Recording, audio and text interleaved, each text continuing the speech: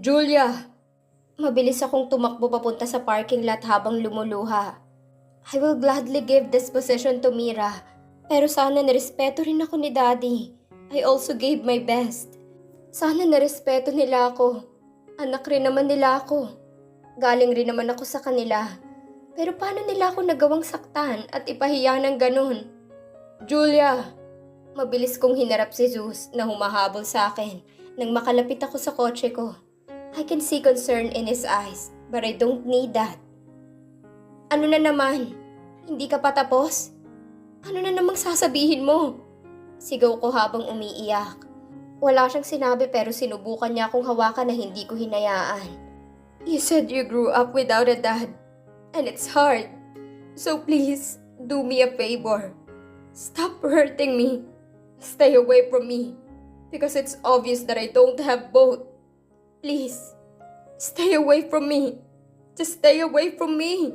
Sigaw ko saka mabilis na pumasok sa kotse ko para umalis na sa lugar na yun.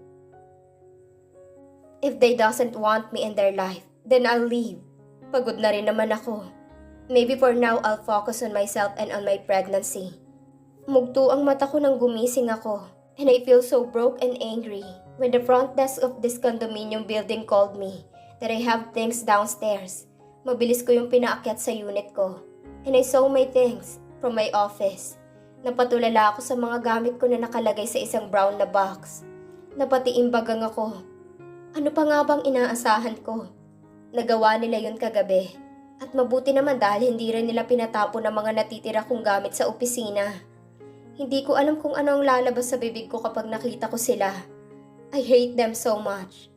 I hate them because I am not doing anything aside from making them proud. But in the end, I am still the bad one. When I opened my new phone, news about last night welcomed me. Walang kurap kong binasa itong lahat ng article. Mira was confirmed that she's the new CEO. Naglabas pa ng statement si Daddy tungkol doon. I read everything. At wala ni isang nakaalala sa akin. Even my parents doesn't even ask for my feelings or opinion about this. Maraming nag-email sa akin para mag-interview. Wala akong sinagot. For what? To create more issues? Wala naman akong magagawa. The company is also important to me because I gave my best to handle it very well. But I know the end of the day Dad will decide for it. It's his. My grandparents built it and that is the sole heir. I have enough money for me and for my baby. I'm fine. I stayed inside my penthouse for 1 week without talking to anyone. Ngayon ko naranasan na masarap rin pala sa pakiramdam na tahimik lang. I was exposed to public because of my last name. Now I am considering to live a simple life, away from spotlight, away from luxury, away from being a socialite. After isolating myself, I finally decided to go out because I am craving for some Italian foods. And I accidentally met John in the restaurant. What's your plan? He asked and I just shrugged my shoulders. Eat, sleep, and travel? I asked back. Your father asked me about the arranged marriage between me and your sister. Sabi niya kaya tiningnan ko siya. Nagkibit-balikat siya na tila walang kainte-interes. Then go, I said but he shook his head. No way. Sagot niya kaya napairap na lang ako. Napabuntong hininga na lang ako. I think I'll go back to London. Wala sa sariling sambit ko. London is much better. At doon walang matang magmamasid sa akin. I am away from my parents and I am away from Zeus. I can raise my baby there. When? Tanong niya na ipinagkibit-balikat ko dahil hindi ko pa alam at hindi pa ako sigurado. Pinag-isipan ko ng mabuti ang plano ko. And surprisingly, when I'm already packing for London, Mira suddenly appeared in my unit with her mocking smile. Naabutan niya ako sa ganoong ayos kaya mabilis siyang napatingin sa naglalakihang maleta ko. Where are you going? She asked. Why are you here? Balik tanong ko. I just came here to check on you. I thought you're dying. She said so I rolled my eyes. Stop being plastic, Mira. If you just came here to say nonsense, then just go. Inis na sabi ko. How rude! Hindi mo man lang ba ako aanokin ng maiinom? Nangiinis na tanong niya kaya parang gusto ko siyang batuhin ng maleta sa muka. Get out! Inis na sambit ko. You'll migrate? Tanong niya na pilit iniignora mga sinabi ko. Nagawa niya pang umupo sa couch na parang siyang may-ari. After thinking about my plans on going to London, I finally made my decision. And my flight is tomorrow. Nandito na lahat ng maleta na dadalhin ko sa living room. At may mga dinagdag na lang ako. At naabutan niya pa ako. I'm going to London. Happy? Sarkastikong sambit ko, kaya bahagya siyang nagulat pero kalaunan ay tumango. Oh, have a safe trip then. I'll take care of our company. Para naman hindi masayang ang effort mo noon. Sabi niya bago umalis na hindi ko man lang tiningnan. I don't care about them. Ngayon may dapat na akong alalahanin maliban sa sarili ko. And they won't know about it. Bigla akong naalala si Zeus. I regret so much that I let him stay here in my unit, even for a while. Halos lahat ng sulok may anino niya. It's hard, especially on my situation. Kaya tama lang na umalis ako. Tama lang na magtungo ako sa London. This country feels so small for me. I feel like I don't belong here. My flight the next day was so early. At habang nasa loob ako ng eroplano, hindi ko maiwasang mapatulala habang hawak-hawak ang tiyan ko. At least I have my companion now. I will never be alone because of this little life inside of me. I will never be alone again. Bumalik ako sa dati kong apartment na tinitirhan ko nung nag-aaral pa ako dito. It's not that huge but it's fine. I have money but I don't want to buy and buy. My money is not limitless. Alam kong sa susunod ay kailangan kong magtrabaho. My money in my account can support me and my baby. I just need to be wise. Hindi na ako nagulat nang makita ko si John sa London. His businesses are here. Happy to see you here again, he said. I'll live here, sabi ko. Palagi niya akong inaaya sa party na palagi ko ring tinatanggihan. I am not allowed to get drunk anymore. My doctor here told me that I must be very careful, and so I am. Mahirap lang minsan na may mga pagkain akong gustong kainin na hindi ko makuha dahil hindi ko alam kung saan. But as the days goes by, I am getting better. Natanggap ko na wala na talaga akong pamilya. They don't care about me. At alam kong hindi magtatagal ay mawawalan na rin ako ng pakialam sa kanila. I just need to focus on myself. But I realized something while I am alone here. I am dealing with my pregnancy. Ang hirap palang mabuntis. Ang hirap kapag nag-iisa. I have a lot of cravings. At kapag hindi ko nakukuha yun ay naiiyak na lang ako. I forced myself to learn how to cook Filipino dishes by the help of online videos. I am craving for lechon, adobo, sinigang, caldereta, and many more. I always cry because I don't know where to get those. It's Zeus who introduced me to those kind of foods. Kahit pala ako nang lumayo, hindi ko pa rin siya maiwasang isipin. His baby is making me remember him. How ironic. I was not simple attractive to him. I am in love with him. I fell in love with him for real. I fell in love because he showed me who he really is. I fell in love with him because he let me show my caged self. Hinayaan niya akong maging ako habang magkasama kami. He hugged me. He kissed my flaws. And I fell in love with him because of those. Every now and then, I am visiting my doctor. I am planning to buy a car here for fast transportation and for safety. But I am so lazy to do anything. Laging tulog at kain lang ang ginagawa ko. And plus the fact that I don't feel well most of the time. Palagi akong nahihilo at nasusuka. Which is normal according to my doctor. Hindi pa sanay ang katawan ko. Nahihirapan pa rin ako. But I need to move because no one will do what I need to do for me. One day, John saw me again while I am buying my groceries. Mukhang namamasyal lang siya at nang makita ako'y hindi na umalis sa tabi ko. I am buying my milks and other important stuffs and foods. Nangunot ang noo niya nang makita ang laman ng cart ko. Milk? Mahinang tanong niya sa sarili habang tinitingnan ang gatas para sa mga buntis na nasa cart ko. Hindi ko na pinansin. Wala akong balak ipagsabi pero wala rin naman akong balak itago ang pagbubuntis ko. John did not ask me, pero kitang-kita kong kalituhan sa mga mata niya. Wala siyang kahit anong tinanong tungkol doon, hanggang sa makauwi na ako. I am still fit, wala pa ring umbukan tiyan ko. 2 weeks pa lang naman ako dito sa London, kaya wala pang masyadong pinagbago. Pero alam kong mababago rin ang katawan ko dahil marami ako kung kumain ngayon. The little one inside my tummy is always hungry.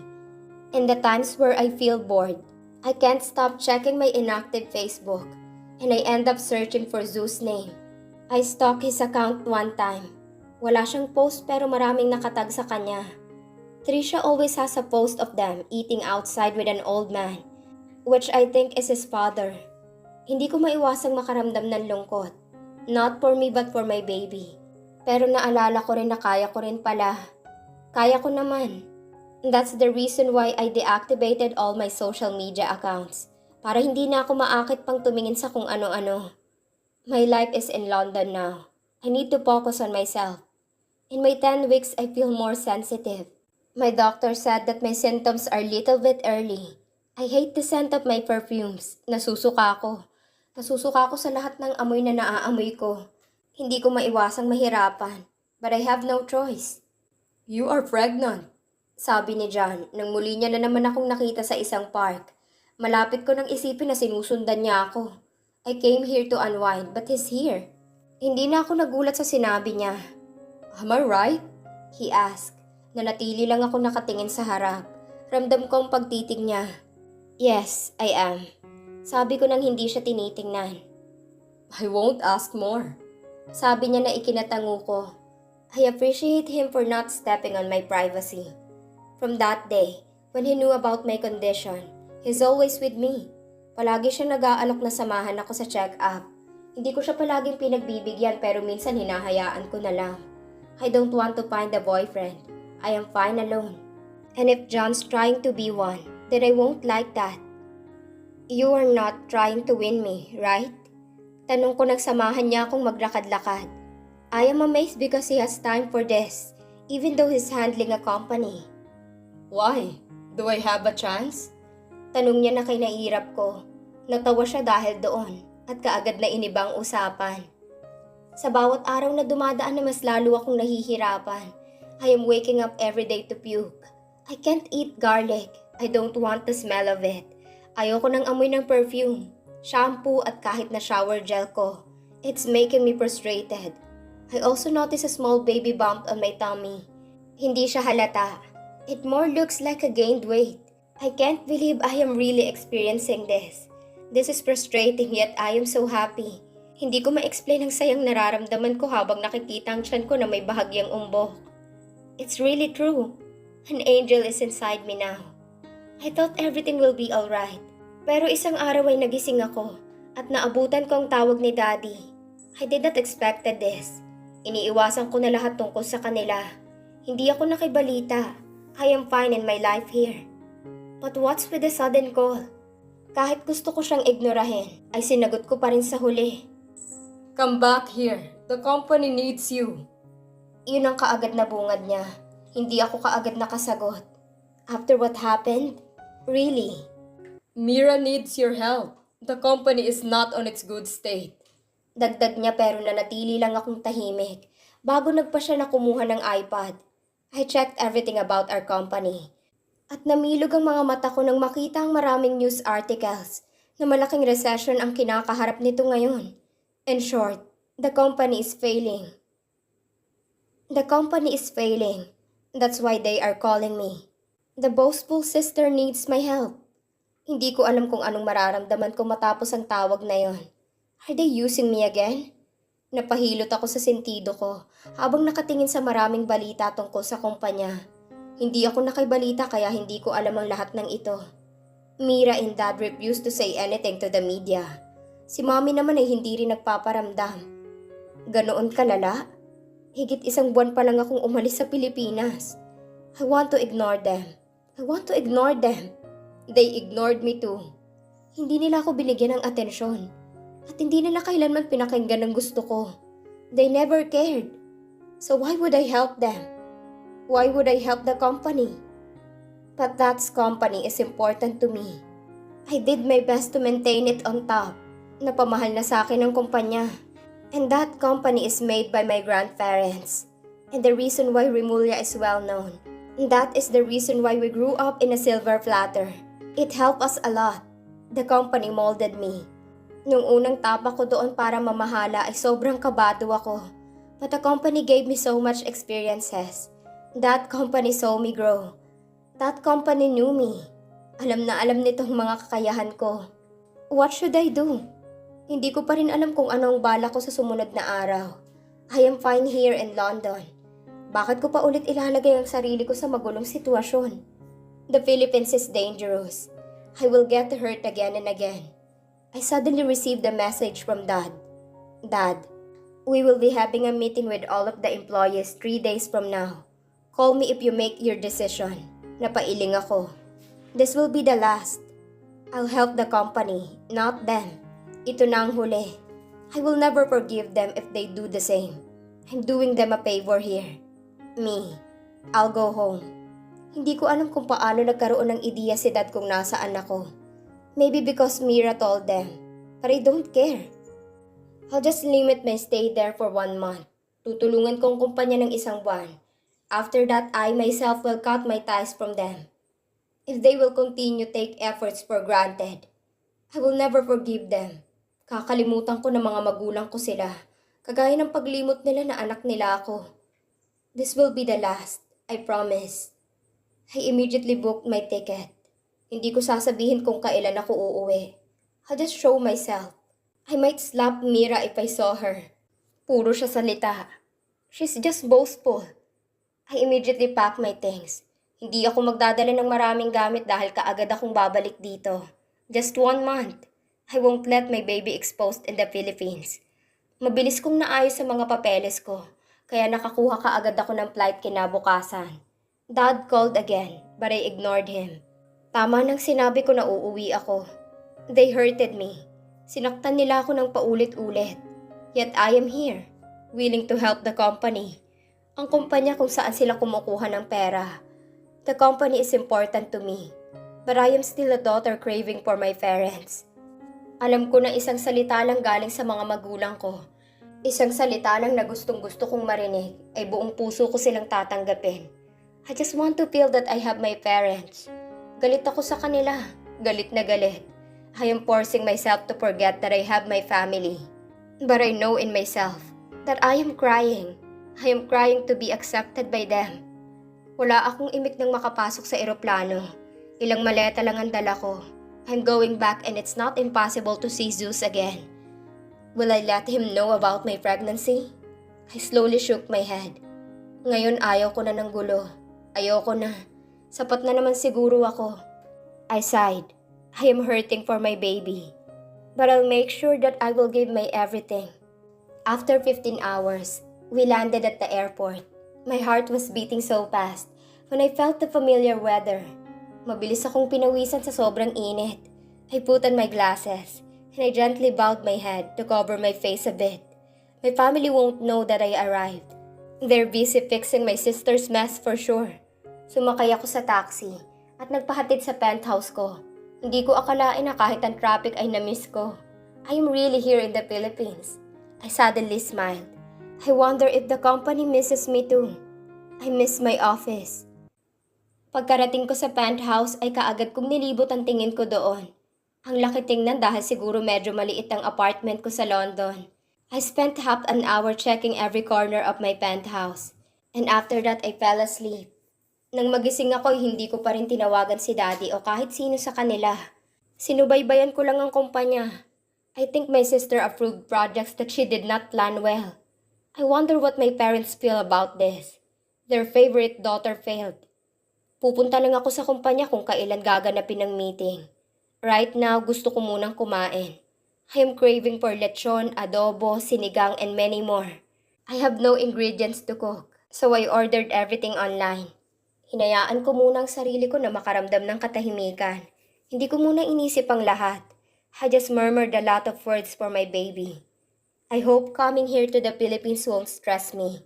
Sana hindi ito makaapekto sa pagbubuntis ko. My priority now is my baby. So I'll just stay here for 1 month. My baby is much safer in London. We are much safer in London. This will be the last time, I promise. Dumating ang araw kung kailan ako magpapakita sa kumpanya. I woke up early to prepare myself. I chose the most fierce dress I have. I wore fierce and powerful makeup. I made sure that everyone would drop their heads when they saw me. Nang matapos kong ayusin ang sarili ko, ay tiningnan kong sarili ko sa salamin. My red dress, red stilettos, and red lipstick made me look so fierce. And my ponytailed hair shaped my jaw. Sinigurado ko na ang damit na suot ko hindi masyadong hapit sa katawan ko. Ayokong maipit ang baby. And I made sure that I am comfortable. In any angle, I don't look like pregnant. Baka dahil 2 buwan pa lang ang tiyan ko. When I got content, I decided to go to the parking area. And when I found my car, I smiled. I did the right thing not to get rid of my properties in this country. Babalik pa rin pala ako. But after this 1 month, I'll probably sell everything. I drove my way to the company. Hindi ako nagmadali. Sobrang bagal ng pagmamaneho ko. Kaya higit 1 oras bago ako nakarating doon. I waited for about 5 minutes before entering the building. Ma'am, good morning. Ma'am Remulla. Gulat na bati ng guard, kaya bahagya ko lang siyang tiningnan at dumiretso na sa loob. As expected, everybody's shocked. Pero seryoso lang akong pumasok sa elevator. I used the exclusive elevator so I was alone. At nang makarating ako sa tamang palapag, ay wala ning isang empleyado akong nakita. It means that the meeting has started. Dahan-dahan ako naglakad patungo sa malaking conference room. I know that they are there. Maingay bawat hakbang ko dahil sa estileto na suot. At malapit na ako sa pinto ng conference room na biglang lumabas mula doon si Anne, my secretary. Nanlaki ang mga mata niya at nahulog pa ang dala niyang file sa gulat. Ma'am! Gulat na tawag niya. I just smirked at her. I guess I'm late, I said before opening the door. Sinadya kong paingayin ang sapatos na suot ko nang humakbang ako papasok. Everyone turned to me. Pero tinuon ko lang ang pansin ko sa pamilya ko na nasa gitna. Mira stood because of shock. Hindi ko sila binigyan ng kahit anong emosyon. Dahan-dahan lang akong naglakad papalapit. Rinig na rinig ko ang pagsinghap at bulungan ng lahat. At dahil doon ay bahagya kong sinuyod lahat ng empleyado ngayon na nandito. At may nakaupo pero marami ring mga nakatayo lang. Laglagang pa nga nilang nakatingin sa akin. Your Snow Queen is back. I smirked. At doon ko nahagip ang gulat na mga mata ni Zeus. Nawala ang ngisi ko. At kaagad ako nag-iwas ng tingin para muling balingan ang pamilya ko.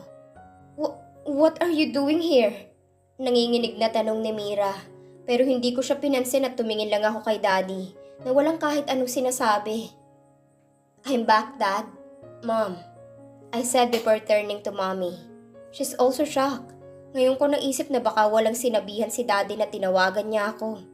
I rolled my eyes before turning to our employees. Get out. The meeting is done. Malakas na sabi ko at bigla silang tumayong lahat. How dare you? I am the CEO here. Inis na sambit niya. Unti-unting lumabas ang mga empleyado. Muli akong napatingin sa kanila. At sa pagkakataong to, ay nagtama ulit ang mga mata namin ni Zeus. His friend Mark is whispering something to him. Mukhang may sinabi ito kaya mabilis na nag-iwas ng tingin si Zeus at naglakad na palabas. Napapikit ako ng mariin sandali dahil doon. Saka napabaling kay Mira. CEO? Anong klaseng CEO?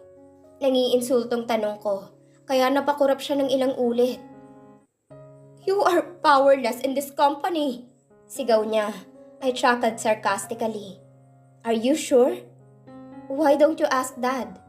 Mabilis siyang bumaling kay Daddy. I called her. She will help you.